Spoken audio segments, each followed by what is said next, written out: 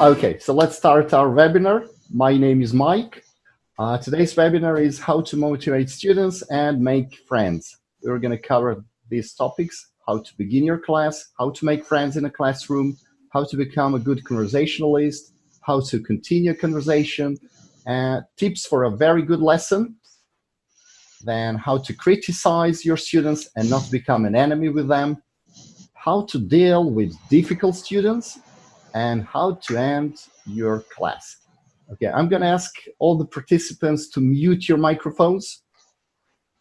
When the time is right, you can share your answers, ask some questions, but please mute your microphones on our platform Zoom, so there is no interceptions, no echoes, etc.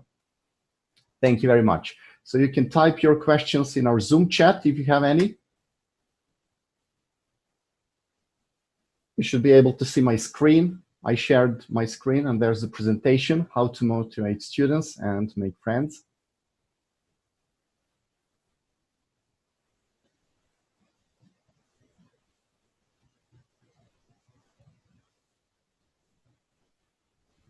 Yeah. Hi, Cynthia. Okay, please mute your microphones.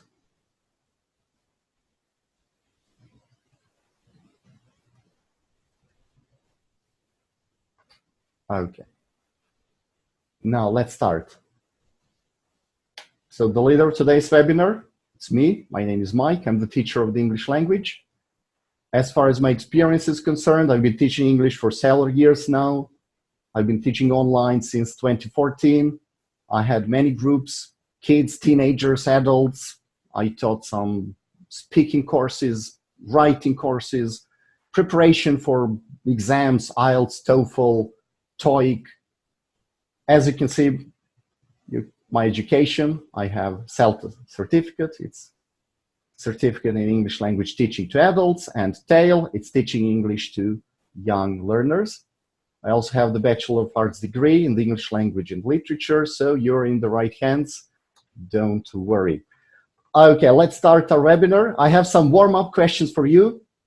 How do you feel after a long day at work? You can share your answers in our Zoom chat. Please mute your microphones, but you can share your answers in the chat box. And what do you do to energize or relax yourself?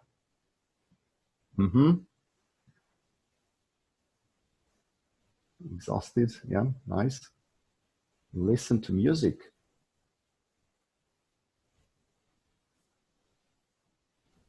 A warm cup of tea. Smoke, dance.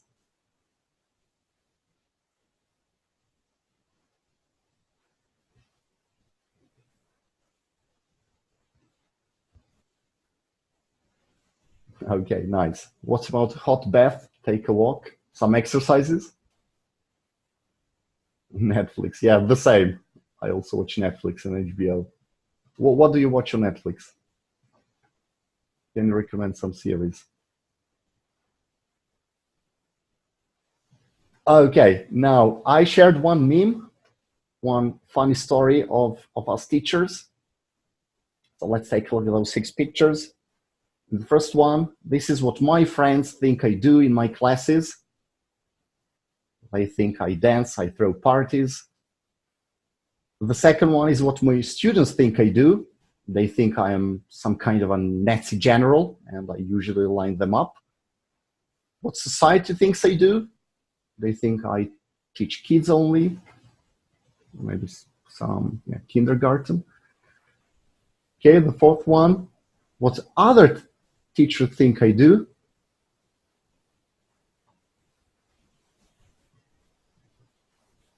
The louder I yell, the more they learn.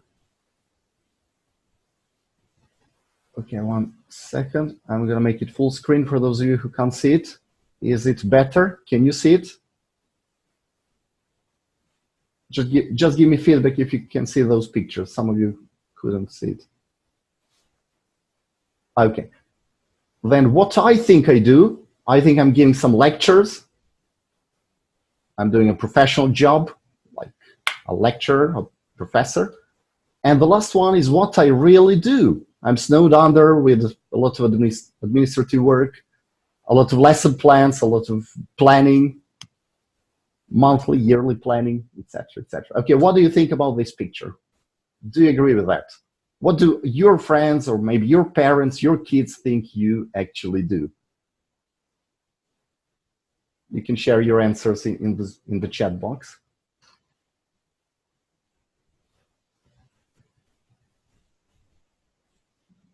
Completely true.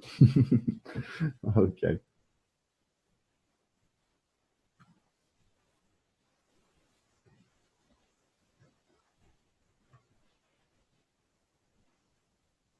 So let's move on to the next slide. Let's do some serious things.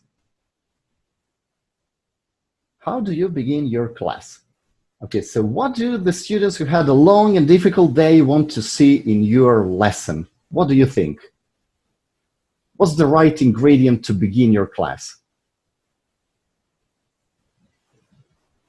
For example, I sometimes begin my classes with a joke, with some warm-ups, maybe sometimes we revise the words from the previous lessons. A bit of lightheartedness. Yeah, that's right. Nice. That's a good one. You should definitely begin with a big smile, big friendly smile. This is the best way.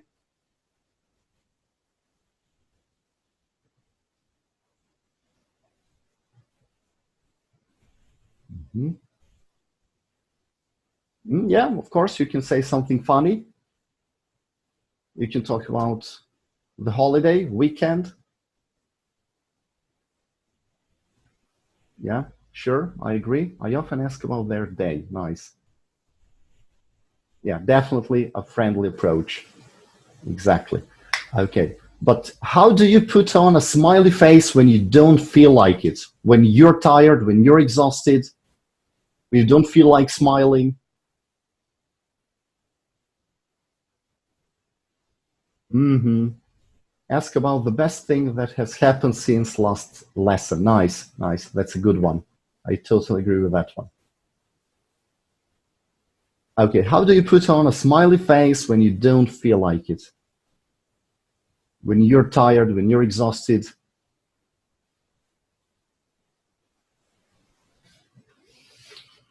Coffee. I would try to think of something happy. Nice. Exactly. Making their day better will make you feel better. Nice.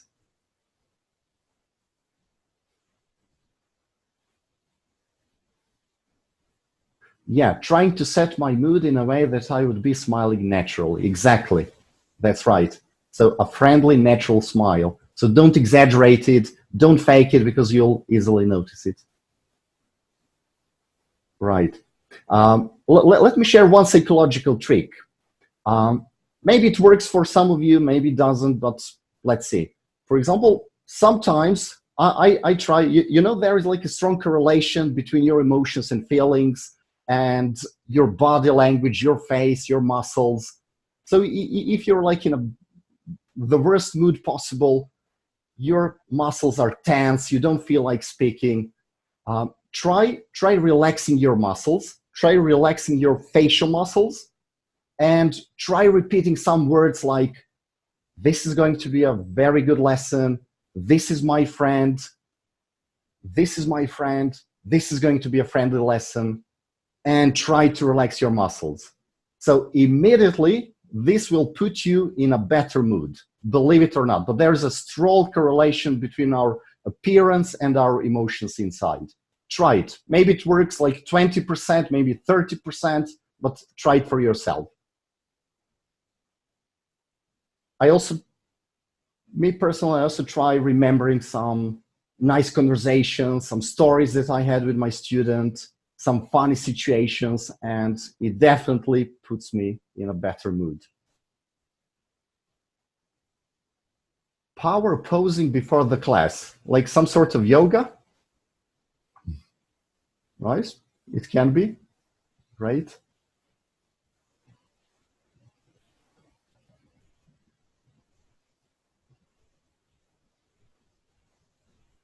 Okay, let's see. How to make friends in the classroom. So look at this one. You'll make a friend by talking 2 hours about that person, then 2 days about yourself. Pay attention. You'll make a friend by talking 2 hours about that person, then 2 days about yourself.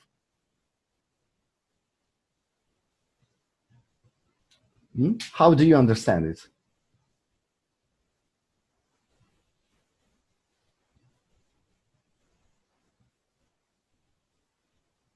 It is the opposite, really? So you only talk about yourself?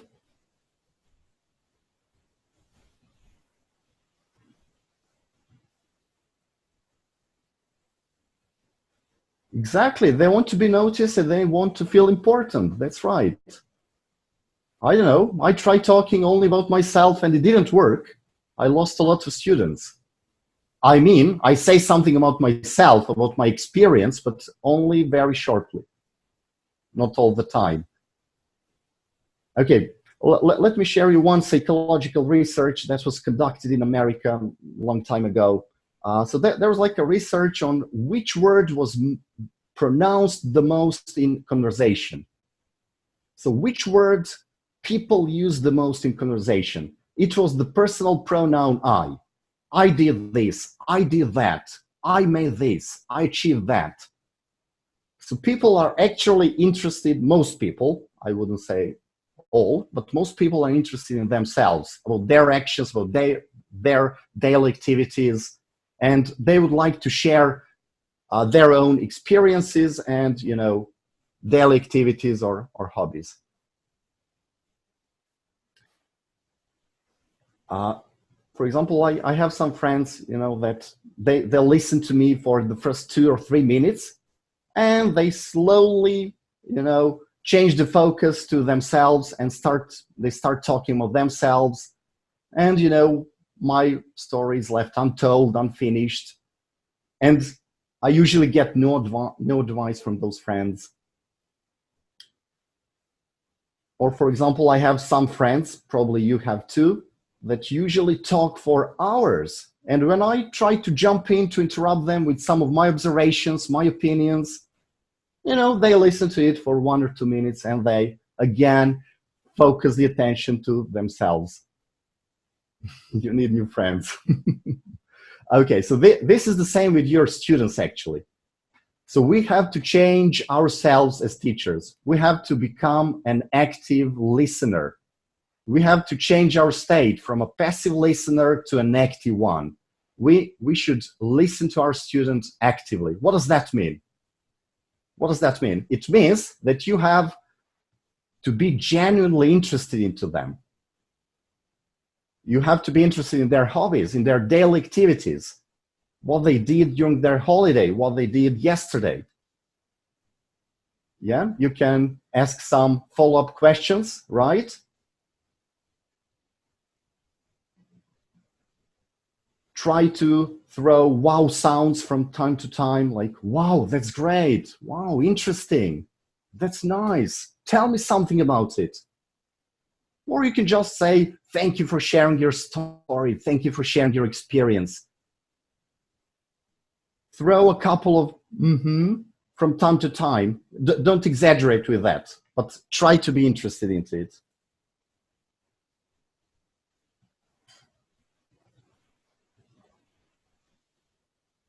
Yeah, just remember important things, ask some questions. Yeah, okay. How to become a good conversationalist?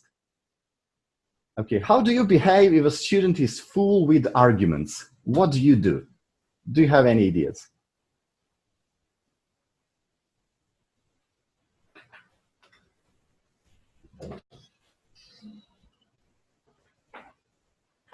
If the student is argumentative, wants to argue, how do you deal with such students?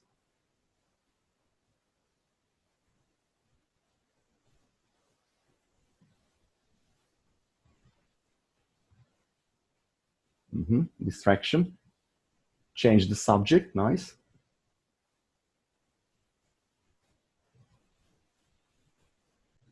Take a break. Take a break from that student.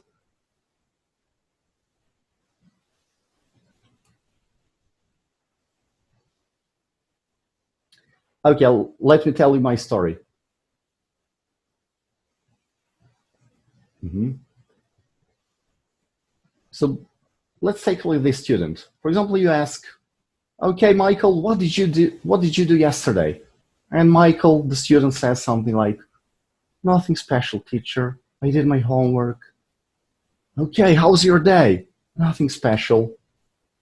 And what about this student? Teacher, I absolutely disagree with you. Teacher, you're totally wrong. You see? Wow, that student is on fire. That student is full with arguments. Take it into your own advantage. Use it. Why? Because first, the student is energetic. The student will talk about that topic for hours. What you have to do is just relax, listen to that student, and catch as many mistakes as you can. The second, if the student stops talking, you can play devil's advocate. You can share the opposite opinion, and the student will immediately start talking again, which is great, right? And the third one, you can teach that student some polite English, some polite expressions.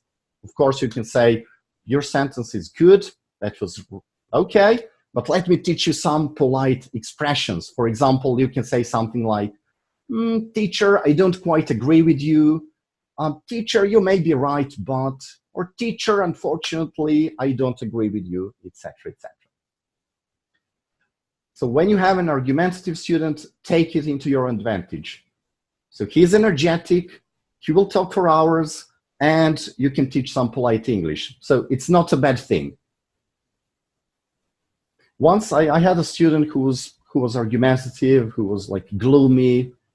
He would, complain about everything and anything, and that student tried to drag me into some heated and unpleasant, debates. But what I did, I tried to stay focused. I tried to do my job as professional as I could. And I tried to stay away from those debates. As somebody said, yeah, distraction. I would listen to that student, catch his or her mistakes, and then at the end of the activity or debate, I would state those mistakes, correct them together. And do you know what happened in the end? The student said something like, wow, teacher, you're a great speaker. So we really have some common topics. And do you know what I did? I didn't say a word. I wasn't emotionally involved. I wasn't involved in those debates. So as you said, stay away from it and let your student talk about it. And I gave you one example. How do you feel when you say, I read a book about health yesterday, and somebody answers, oh, okay. You see, that speaker is not genuinely interested into you. And what about this one? Really? Great. What did you find out? What useful facts did you read? You see, the second speaker is more genuinely interested. This is how you can use it into your own advantage. This is how you can inspire your students to speak more. So try to be genuinely interested into their conversation.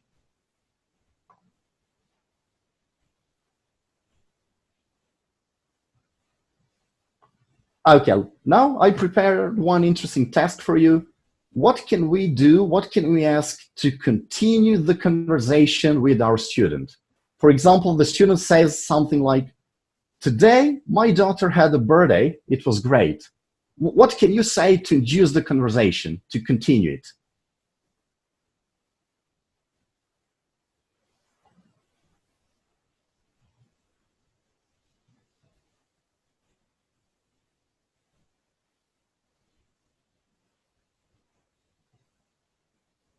Mm-hmm. Oh, really? Did you make the cake or did you buy it? How old is your daughter? How did you celebrate? Nice. Wow, please bring me my greetings to her. Nice. What did you get her? Nice, nice. Where did you celebrate her birthday? Very good. What about this one? The student says, yesterday I read interesting news. Full stop. How can you induce the conversation? Mm-hmm. How do you celebrate birthdays in Russia? Nice, nice. Yeah, that's more personal. Very good. I like it. Okay, yesterday I read interesting news. That's good. What was it about? Tell me some more. Tell me about it. Mm-hmm. Great. What was interesting about it? Cool.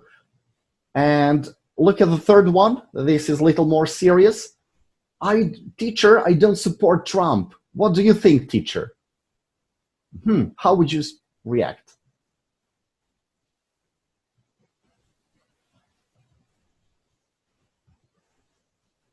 Why not? Okay. I don't know. What do you say? Why do you say that?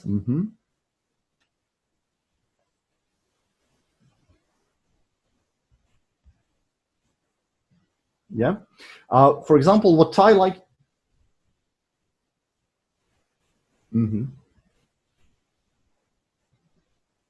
Aha, this has happened. I give them my opinion. Okay, nice. So I really like your answers. Very good. What I personally like to do, I tend to avoid the topics about politics. I usually say something diplomatic like, really, okay, I'm not interested into politics. Politics is not my cup of tea. I'm not into that topic. Or you can just simply say, thank you for sharing your opinion about politics, but let's move on. Let's move on with the lesson. We don't have enough time, etc., etc. Okay, I had an amazing holiday, teacher. What would you say?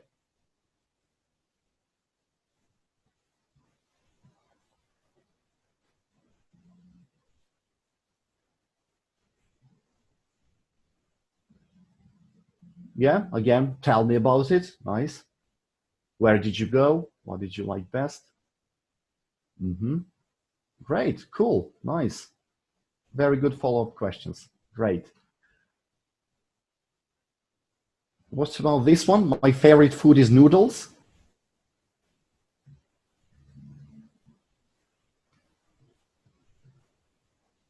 This looks like a Chinese student. They like noodles.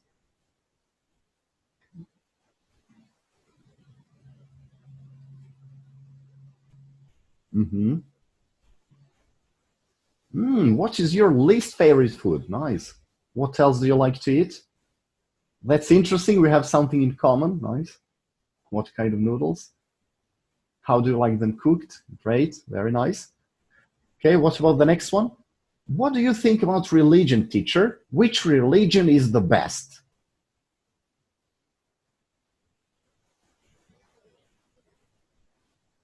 Run away very fast.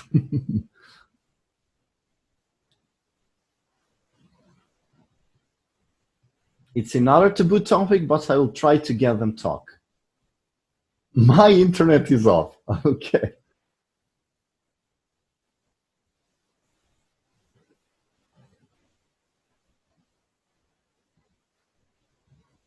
Yeah, I totally agree with you. This is what I also do. I try to avoid those controversial topics like religion, politics, and maybe some unpleasant, events that happened lately. So, yeah, try avoiding it. You can always say something diplomatic like, okay, let's not discuss that topic. I'm not into it. Okay, let's move on. Let's move on with the lesson. Thank you for sharing your opinion, but let's move on. And try avoiding such topics, please.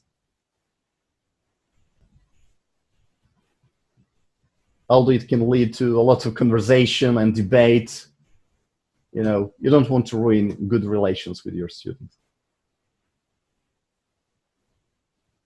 Okay, so the bottom line is try to be genuinely interested into your students. Ask some follow-up questions as you did. That was wonderful. I really liked your questions. You don't always have to like those topics, what the students is saying. Sometimes we also get bored as teachers. So it happens, we are human beings. But try to, try to take up this role as a detective. If you're really truly bored with that topic, be a detective. Imagine yourself as Sherlock Holmes and start asking some questions. Try to get more information. And what's important, don't fake it, just be interested into what the student is saying.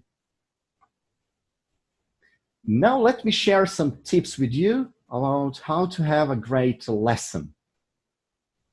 The first tip is to smile, have a friendly, energetic smile, greet your students with a smiley face.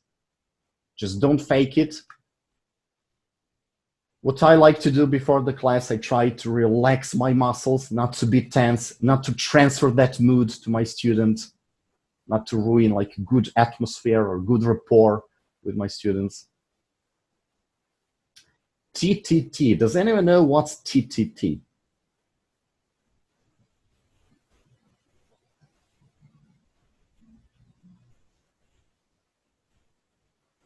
Yes, exactly. Teacher talking time. Yeah. So a good tip on TTT is try to increase it as much as possible. Since our school cherishes this communicative approach and modern methods, you have to change the focus from yourself to your student. So our students are in the center of attention. Try to devote time to your students and give them as many chances to speak as possible. I know it's a good way for our students to hear, correct pronunciation, good grammar, but it's also a good way for them to practice it, to have a lot of time to practice it. For example, if you talk for, 45 minutes, how many minutes will be left for our students? Only a couple of minutes for their speech. And a lot of students came here to talk, right? Okay, STT, you can guess it, it's students talking time. How can we increase STT, student talking time? What do you do to increase it? Yeah, we should increase STT and decrease TTT. We shouldn't talk as much as possible as teachers, but how can we increase STT? Ask questions, yes, follow-up questions. Use gestures. Open-ended questions, WH questions, yes, they need whole answers. Ask probing questions. Would you like giving some examples? Have them read the rubric. Yeah, that's nice.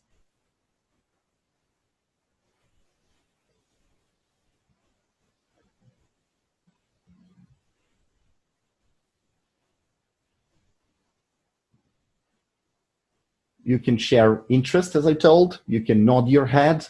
You can throw a couple of wows. Wow, that's great. You can say something like, from time to time. Have them elaborate on their short answers. Nice, that would be lovely. Concept check questions instead of simply explaining how the language works. Nice, nice. That's a good one. CCQs. Yeah. I totally agree with you. CCQs are very important. I never ask this question to my students, do you understand? This is the worst question possible because everyone will say, yes, I do. But actually they're spaced out and they're thinking about Facebook or something. They have no idea what you were talking about.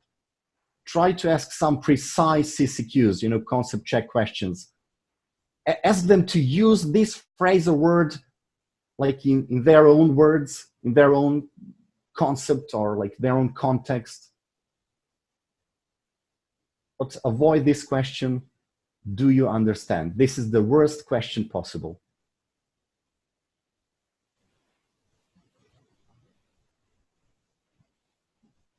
This is a nice one. Send speaking tasks after the lesson to be prepared and presented in the next lesson. Nice. Yeah. Preparation is also good. And sometimes we sit for too many hours and we tend to slouch or like look away or look at our keyboard or something. So pay attention to your posture. When you start teaching, be focused on your body language and your posture. It would be great, if your head and part of your shoulders were seen. And please don't slouch while you're teaching. Have right, straight posture. And try to keep eye contact with your student as much as possible. Don't look away. When the student is talking, look directly into the camera and be interested into your student's speech. As I told you before, be energetic. Greet your students in a friendly way. Be polite. Avoid topics like religion, politics, etc. Don't ruin the mood of the class. And I also have a task related to politeness. Also pay attention to the tone of your voice. Please don't have a monotonous voice. You know, something like this. Michael, today we'll be talking about how to make friends and how to motivate students, because the students will simply fall asleep. They will be spaced out and that's it. Your class will be ruined. But try changing the tone of your voice, you know, rising and falling. Stop for a minute, stop for a second, take a break, get their attention.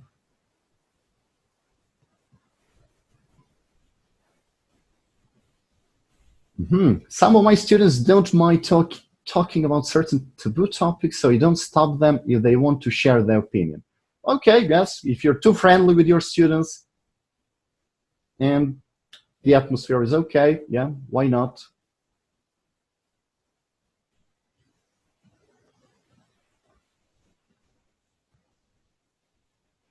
Okay, and now the task about politeness. Let's try to find more polite expressions or ways to the given rude sentences. So look at this teacher. The teacher says something like, "Oh, you made a terrible mistake.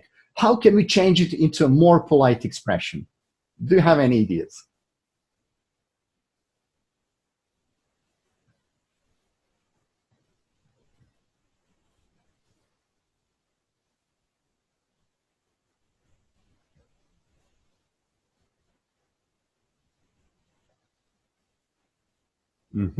Can you see the mistake in your sentence?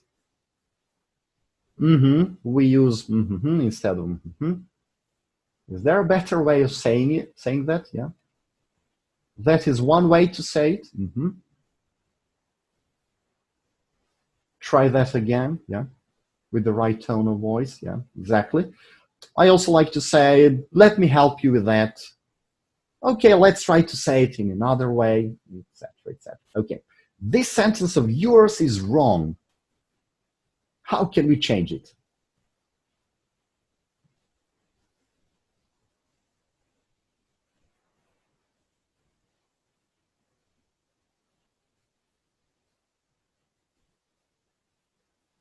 Please pay attention to the grammar. Yeah. Let me help you with this sentence. How can we change your sentence to make it sound better? Yeah, nice.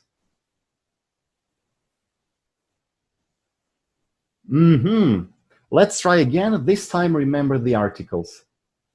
How could you rewrite this sentence? Good try. Let's try this. Okay, nice, great. What about the next one? You don't know the tense.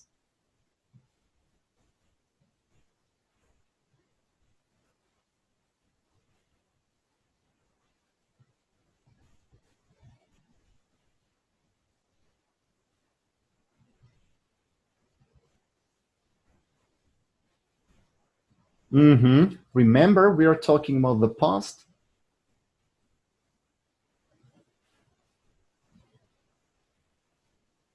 Let's practice different tenses. Yeah, this one is irregular. Nice, nice, very good one.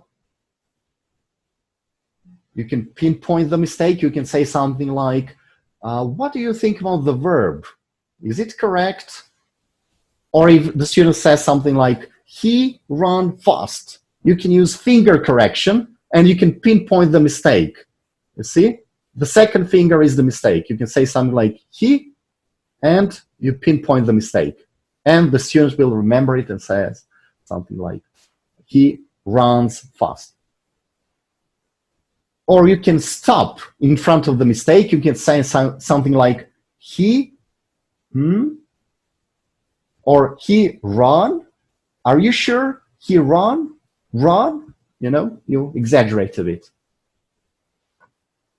and the student will be focused on the mistake, and usually they correct it with a lot of laughter, with a smile, and they say something like, he runs fast. Read the example carefully and check if you can find any time expressions. What tense should we use? Nice, very good, great. And for example, at the end of the class, a rude teacher says something like, you made a lot of mistakes today. How can we change it? How can we sound more polite? No sound, really? You can't hear me?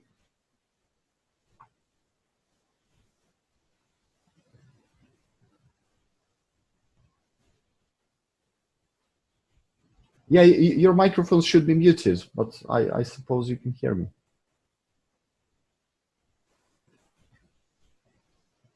Okay, you made a lot of mistakes today. What would you say? How can we change it?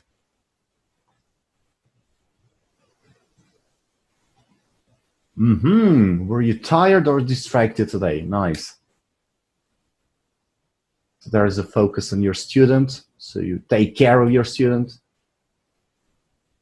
Good work today. Let's see where we need to focus going forward.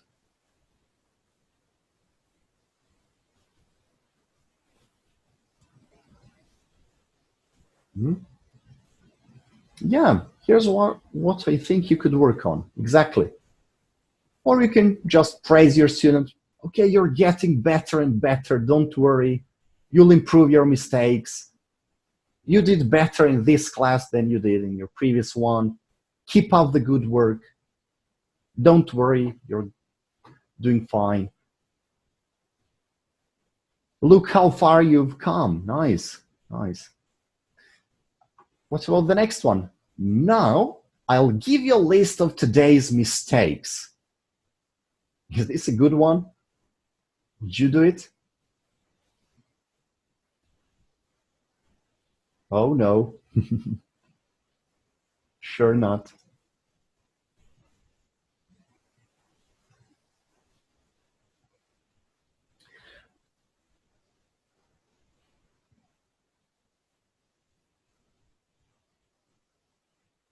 Yeah, acknowledge that some things are difficult. Also focus on successes. Let me give you some feedback on your work today. Nice.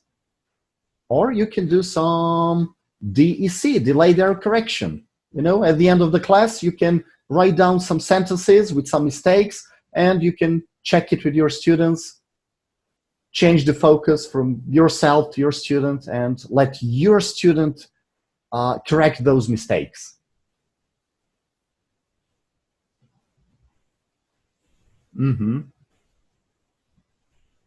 Right?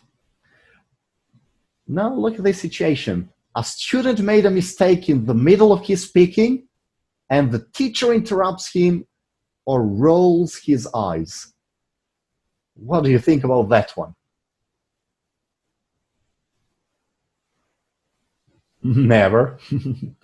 Good for you. Oh my God, shoot the teacher.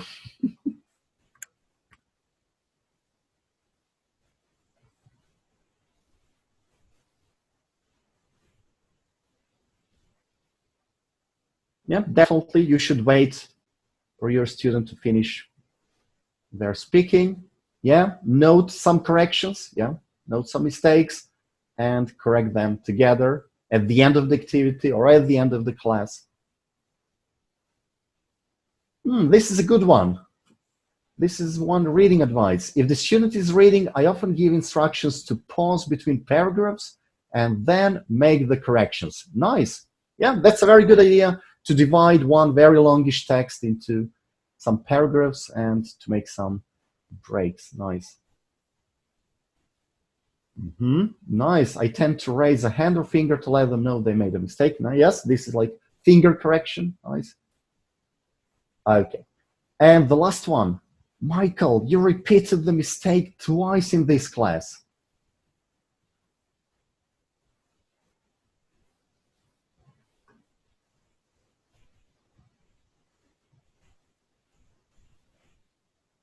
Actually, those examples are from real life situations and from different classes and observations of different classes. Let's practice this verb in a sentence. Nice. Or if the student made this mistake for the second time and you've already corrected that mistake, try to lead your student to that mistake and let your student correct it or correct himself. Definitely the student will correct themselves. Okay, guys, thank you for your answers. I really loved some of the pieces of advice. Very nice. Now let's see. How to correct students and not ruin their motivation. As you know, there are two types of exercises. Exercises aimed at fluency, where the student has to be fluent. So those types of exercises are: how was your day? Describe your best holiday. Describe your worst experience, hotel experience, for example. And some accuracy exercises like grammar tasks, fill in the gaps, spelling exercises, where students have to provide some accurate, precise, grammarly correct sentences. When do you correct those? When do you correct mistakes in fluency exercises? Do you interrupt your students? Do you do it somewhere in between or at the end? What do you do?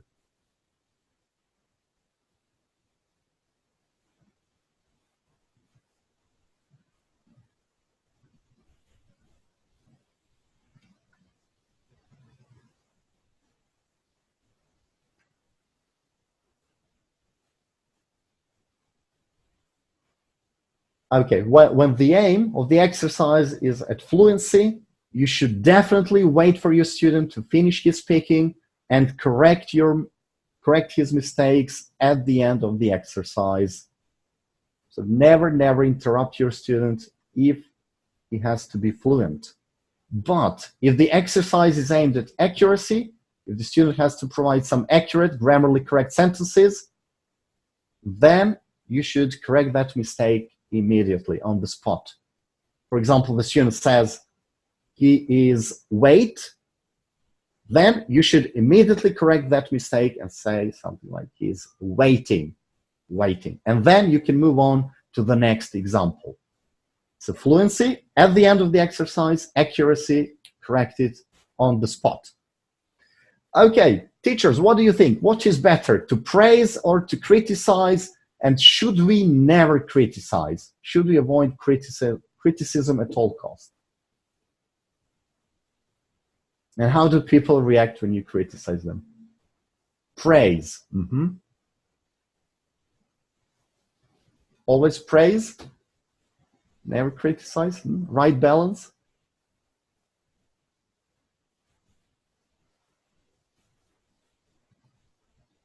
Genuine praise. Yeah, build up criticism. No one likes criticism. Yeah, exactly.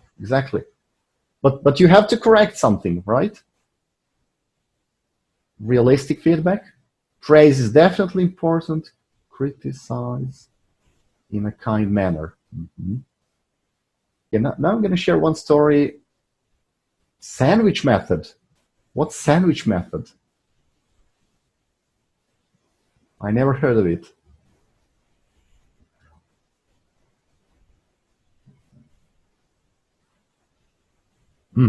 Sandwich method is positive, negative, positive. That's right. Okay, now we're going to talk about the sandwich method. I don't know it by that name, but okay, let's start this story with Dale Carnegie.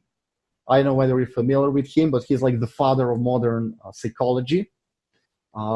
He wrote some very thought-provoking, inspiring, wonderful books like How to Make Friends and Influence People, How to Stop Worrying and Make Your Life Better, or something. I forgot the exact title. And a lot of successful Americans, a lot of successful entrepreneurs and businessmen have read Dale Carnegie. I don't know, from Bill Gates to Warren Buffett. Okay, let's move on to the next slide. This is what Dale Carnegie said. Praising is 10 times stronger than criticizing. Once again, praising is 10 times stronger than criticizing. Remember it. This is a very, very important thing to remember in your classes. As you can see, this is the picture of Dale Carnegie. And as you told me before, this is a sandwich method, as you call it. Good points, bad points, and constructive advice. Why is praise extremely effective? Because people have this natural shield, and when you start attacking them, they immediately start what? Defending themselves, sorry. And this is not only with your students, this is with your friends, with your family members. When you start criticizing them immediately, what they do, they start defending themselves. This is a natural reaction of our humans, of us humans. And what's more important, people like to be noticed. They like their work, their job, their achievements to be noticed and to be recognized by other people. So take a look, an example of a teller in a bank or some administrative workers. They never get any praising. They're always criticized, right? They get some angry customers, they yell at them. Those customers constantly complain. And the customer will rarely tell something like, thank you, you helped me a lot. Or let me give an example of an angry mom. Like, oh, you spilled that milk. Why did you do it? And what would the child do? The child would definitely defend itself, right? The child would say something like, oh, I didn't do it, mom. No, it wasn't my fault. It was my brother's fault, right? And what about an angry boss? Hey, why didn't you meet that tight deadline? And what does the worker say? Oh, it wasn't my fault, right? He just passes the buck. What about the boyfriend? Your parents don't respect me enough. And what does the girlfriend say? No, your parents don't respect me. You see? We tend to defend ourselves and to build up this shield. Okay, you're welcome, Chelsea, see you. Now, let me give you some examples of good points. When you want to say something good to your student, when you want to lower his shield, you could just say something like, you made a complex sentence, that was great. Thank you for sharing your opinion. Simply say something like, okay, thank you. I agree with you if you truly agree with your student. And then you can move on to some bad points, to criticizing. Let me help you with that sentence, grammar, tense. Let's take a look at this sentence or at this underlined word or these underlined words. Why did I underline it? What do you think? Can you spot the mistake? You see, you change your focus from yourself to your student. And then you can give some constructive advice. Say something like, try making your sentence more complex. Or if the student is very shy, not talkative, say, try to make at least 3 sentences when you describe something. Don't give one sentence answers. Try learning some synonyms next time. Don't always say good, good, good. Say like, it's interesting, it's amazing, it's wonderful, it's great. Or let's try saying it in another way. For example, the synonym for being poor. You can say something like poverty-stricken, destitute, needy. You can also give your students homework on the topic. You can give some grammar articles on the topic so the student can read it for homework, for further reading. And here is how the sandwich method looks like. Thank you for teaching me that. I didn't know it by that name. Okay, guys, let's move on to some difficult topics. How to deal with difficult students. How do you define a difficult student? Why are they difficult? What's your definition for a difficult student?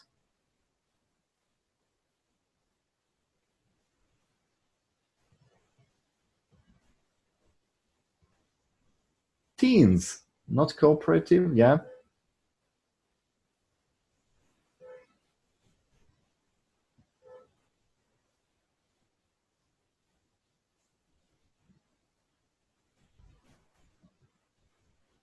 Only this?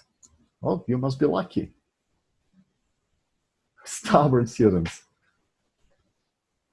What do you think about this quote? We should teach the students we have, not the students we like. So I'm quite sure that you don't have that students that, okay, I can't say that you like, but your favorite students most of the time. Sometimes you have students who are, maybe, as you said, a little stubborn or not cooperative. They want to change the lesson topic 5 minutes before the lesson. They often don't know why they're learning. Yeah, they don't know their aim, focus. Yeah, maybe they're forced by their parents, uninterested.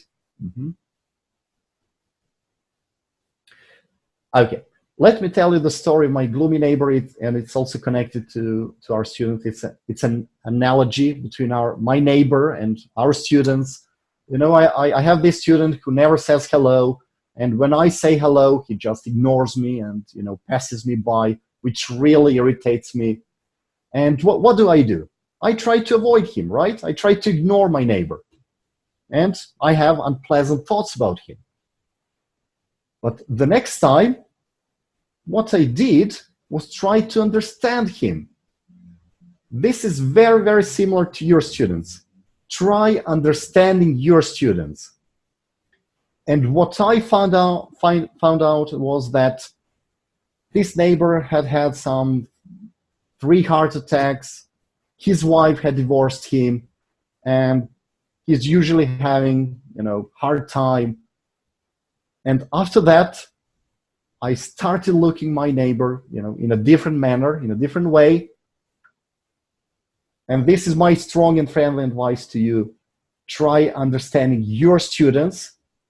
Maybe they are forced by their parents. Maybe they don't know the aim. You can talk about it. You can share some sympathy with them, right?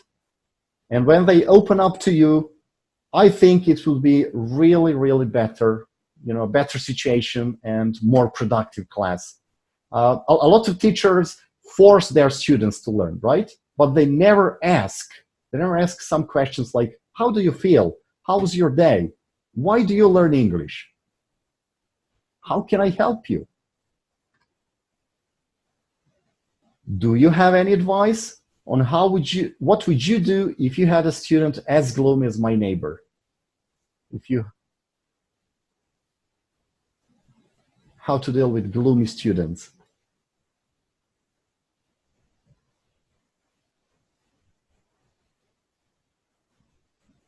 Compassion, exactly, empathy.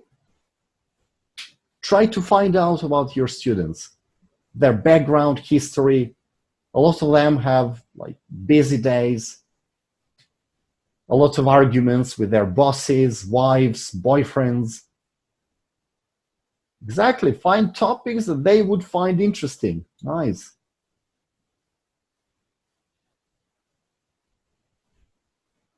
Try to be their friend. Don't have a negative attitude from the start. I also had a lot of rebellious teenagers, and it's really difficult to work with.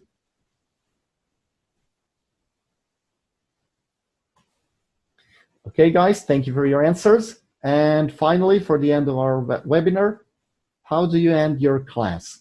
Let me give you some suggestions. You can give genuine praise. You can praise some good points. DEC, delayed error correction. You can write down some sentences with mistakes in it. You can correct it together with your student. You can give your students some suggestions on how to improve mistakes, what to do better next time in future classes. You can simply end it with a joke.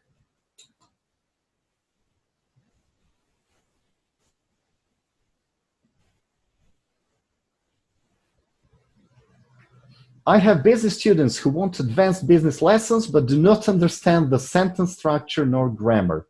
What to say? Can you include some grammar lessons in between? Can you take like 10 or 15 minutes to explain some grammar points, some sentence structures?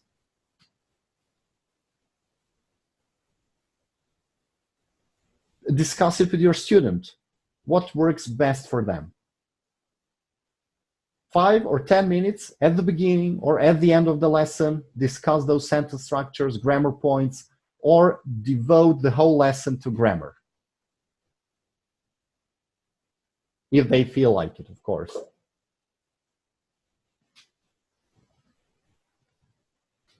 What phrases can you use to praise students? I always say, you did really well.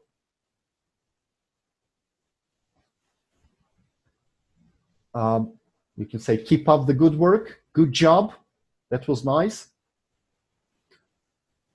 You can pinpoint some phrases. For example, you used some very advanced phrases today. Good job. For example, poverty-stricken or needy, or I don't know. Just note it down.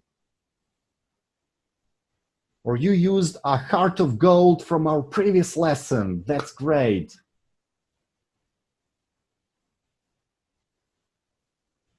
You made some grammatically correct sentences. I've been doing. This is a very complex sentence. Very good. This is also one very good advice on Vesna's question about grammar and sentence structures. Yes, you can give grammar as homework to see where their gaps are. Some grammar articles. Nice. That's also a very good one. I tell them that we still need to focus on understanding the grammar rules. Yeah, sure, of course.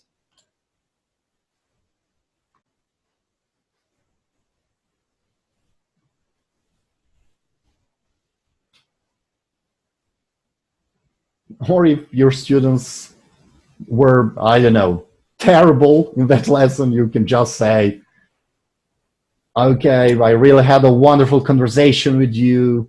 Thank you for sharing your experiences, your stories, and that's it. Just something general.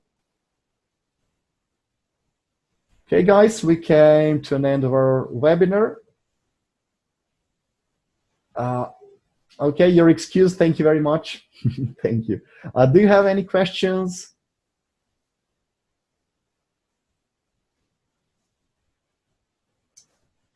Related to this topic?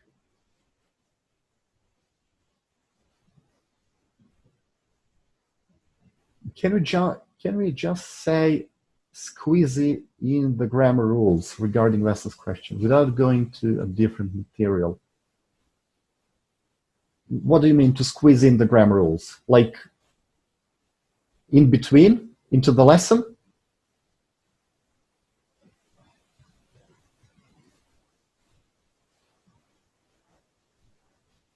Thank you too. Thank you. Bye-bye. Okay, okay, 1 second. How to deal with students who talk too much about unrelated to the lesson? Well, you know what? I have a lot of business people who are dead tired when they come to my lesson and they don't want to see any grammar rules, any material, and sometimes we chit-chat, and on the way I correct their mistakes. I provide some suggestions. Sometimes it's 10 minutes, sometimes 20 minutes, sometimes we have free talk for 50 minutes. And if they talk, it's great. You just have to relax, listen to them, catch their mistakes, and correct them together, provide some suggestions.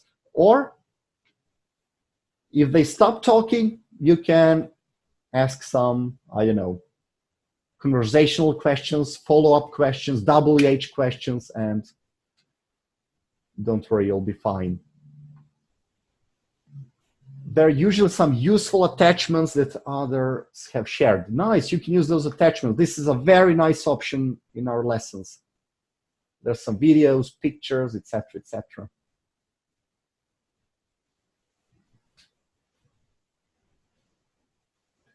So regarding those grammar rules, yeah, try to squeeze them into the lesson. Maybe at the beginning of the lesson to revise it, maybe somewhere in between, maybe at the end of the lesson, devote 5 or 10 minutes to correct their grammar if their grammar is so terrible that they cannot continue their business course. Or devote the whole lesson to the grammar. Thank you very much. Thank you. You were wonderful. Thank you for your participation. Yeah, I'm glad that it was helpful. Thank you. Thank you very much. Thank you. See you in one of my next webinars. Goodbye. Wish you all the best in your classes. Keep up the good work. Be energized. Be friendly with your students, and you'll do fine.